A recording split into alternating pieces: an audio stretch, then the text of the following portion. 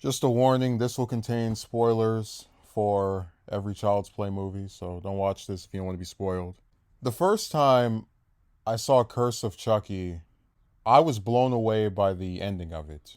Because whether you're talking about the first film, the second, the third, or Bride, there was a general structure where by the end of it, Chucky gets his comeuppance and is killed off seemingly indefinitely, only to come back in the inevitable sequel.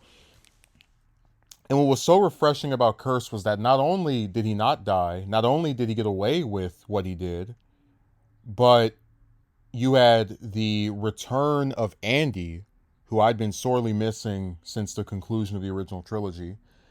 You had Tiffany pop up for what I remember to be the first time in the film, or at the very least, just at this little like brief appearance that seemed to be teasing something else. And you had him get mailed to Nika's niece, Alice, and successfully possess someone for the first time in the series. And when I saw this conclusion, the reason the excitement tipped me off was that you had two returning characters that I really liked with Tiffany and Andy, a status quo that seemed to be getting shooken or changed a little bit, or at least, or to some degree that was different from what we've seen in the past films, where it looked like Chucky was going to now have this human host, and what was he going to do with this person's body, and how was Nika going to react to this, if she could even find out about it while being sent away. And I thought maybe Andy was going to have something to do with getting her out of there, and they were going to team up to save her niece. Of course, in the actual sequel, Cult of Chucky, which I don't like as much as Curse for reasons I can get into a separate video, but in the actual sequel, they skip over Chucky possessing Alice by the time the movie started. Tiffany confirms her to be deceased, and we just get a throwaway line by Chucky that someone attacked her, and that's what ended up causing her demise. And I found this so disappointing because, on the one hand, I do think there are plenty of interesting ideas that have been done with Nika getting possessed. But on the other, I think there was a plot for at least a movie that could have been interesting, where you have this animosity between Chucky and Nika that was pretty well built up over Curse, with the revelation that he's the one that caused her to be paraplegic by stabbing her mother while she was pregnant with her. And I thought you could build on that more by having him now take control of the only living relative that Nika has, and using her as a vessel to continue his carnage and destruction. And I felt that if you took Andy and gave him interactions with Nika to kind of play off, I'm also someone who has had a past with this guy, and he's been trying to get rid of me since I was a kid. He's never quite been able to let me go. I thought that could have been a decent set of interactions that would have led to something more than just what we received in the finished film, where Andy has no interactions with Nika outside of when she's possessed by Chucky, which still doesn't technically count.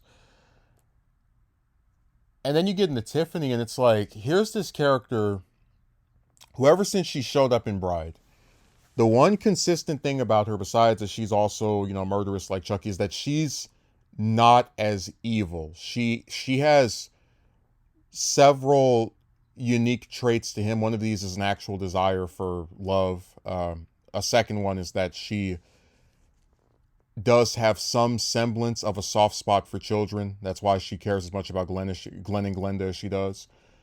And what's very disappointing is that if they went with this idea I was talking about, there's pieces of it in Cult where Tiffany mentions that she's going to miss Alice and it was nice having her around. I thought that if they did this type of sequel to Curse, where Alice was possessed by Chucky for the whole movie or most of the movie, you could have Tiffany in this role where she's like, yes, she's his driver. She gets him from place to place. But, she also kind of catches up with him. Hey, what if you die again? How are you going to get back? Are you sure you can take this person out as small as you are? Be careful. Just, more of that like genuine concern for each other.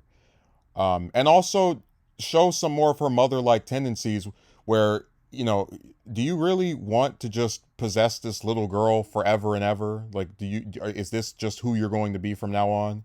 What does she think about this? She has her own life to live, etc.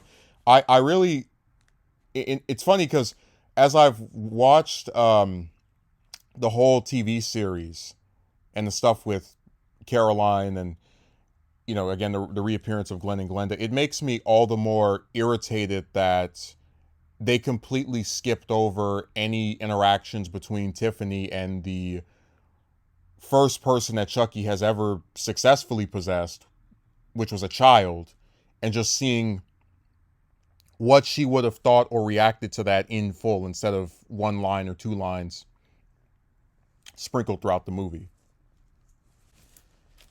And this series tends to go in ways I don't predict. Like, if you had told me after Cult there was going to be a TV show, I thought when Curse came out it was going to be some new trilogy because everything seems to be in threes. I didn't know they did they had the three with Andy, then the two with Tiffany, then the three with, or rather the two with Nika. So I guess it goes in twos now.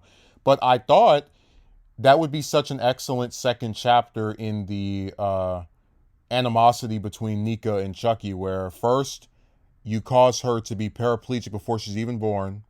Then you kill her entire family except for one person. And that one person that you don't kill, you pretty much kill their personality or them as a person by erasing, by overriding who they were and possessing them and going out and doing this evil stuff. And that's something that I also, that goes back to this idea where, they confirm Alice died off screen, but I thought it'd been really cool if after this hypothetical seventh movie where she's the person that Chucky possesses through the whole film, the eighth one could be Chucky maybe possessing somebody else like Nika, and then Alice is under the care of someone like Andy, for example, and they have to not only save Nika from being possessed, which is something that has been carried over into the show, but also find a way to clear Alice of wrongdoing, where they have to find a way to be able to clear her name and kind of explore the whole like fugitive aspect of what is it like to have someone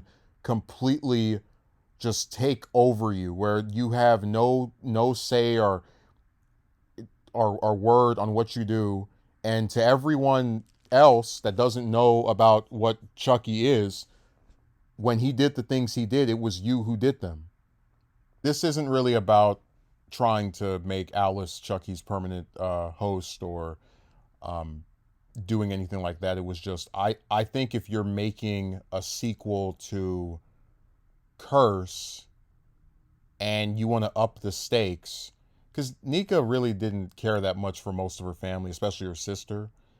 What better way would there be to create more hostilities between her and this, her arch enemy, than to have the two of them basically playing a tug of war over this little girl that they both have some use for. Like, Nika actually cares about Alice and Chucky does not. And honestly, that's something else that kind of bugs me, where and I get where they try to play up, oh, Chucky doesn't care about anybody, but I wish they had a little bit more of agency on his part in terms of just like, man, she actually believed in me and was nice to me, and I don't want to see her just get killed over my stuff. And of course, that doesn't stop him from going out and killing people as her, but he does have some kind of protectiveness, because stuff like that would just make him, I guess, more likable, but also contrast the fact that you look at his interactions with